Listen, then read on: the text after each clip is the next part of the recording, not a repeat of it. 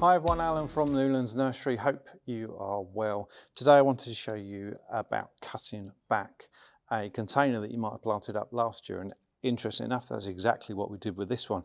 It's part of our 5 Minute Friday videos from last year. So these are plants that die back, deciduous plants. And you can see this sage in the centre doesn't look particularly happy. I've left it like this, so often we cut it back in the autumn. But a lot of people will have plants in the garden like this. So that's why we wanted to leave it like this. There's a mint at the front, you can see coming through, and harder to see if I just turn, you've got some lemon balm just poking its head through there. So we want to clean this up, make it look presentable, and actually encourage it to be a nice bushy plant, and to look really nice again, which it will do with very little effort at all. So if you look at this sage, it's pineapple sage just here, you can see it's branching up down here. But what I want to do is cut it to encourage it to be nice and bushy and just to neaten it up really. Now we're all getting in the garden again. So I've got a nice pair of secateurs and I'm going to cut it just above where I see some growth. Okay, you end up having some big stems which we want to get rid of. And remember, when you're cutting anything, you can take stuff off, but you can't put it back on. So let's use this stem as an example. If I wanted to take this stem back, okay, but wasn't entirely sure, I think maybe I thought, oh, I think I need to cut it here, but I'm not sure. Best thing to do is cut it higher, take a step back, have a look at it, and then make your decision, because once it's off, you can't put it back on again. As it happens, I'm going to take that whole stem off, but that was just an example. So I'm going to cut it right back. Now this might look a bit harsh.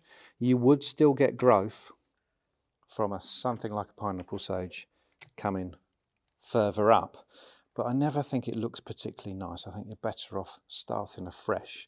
You're going to end up with a nicer plant in my view. So I'm going to clean it up entirely. So let's turn our attention. So this was, believe it or not, the lemon balm. So I'm going to just trim that all the way back.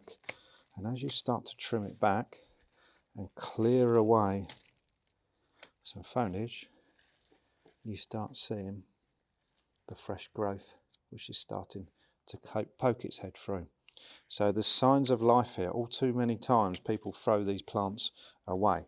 Actually, often they perform better after they've been through a winter. You end up with a much more established plant, and this container is going to look so much better for this. So we cut it back. It looks better already. Start seeing that fresh growth. It opens it up as well. It doesn't cut out so much light. So cutting it back really does help. So I take it all the way back. And potentially, while you're doing this, you might find there's some weeds in here or something like that. There isn't in this particular case, but you can always clean those up and get those going. But you can see all around, if I scrape these leaves, you can see all around the edge, the mint is poking through.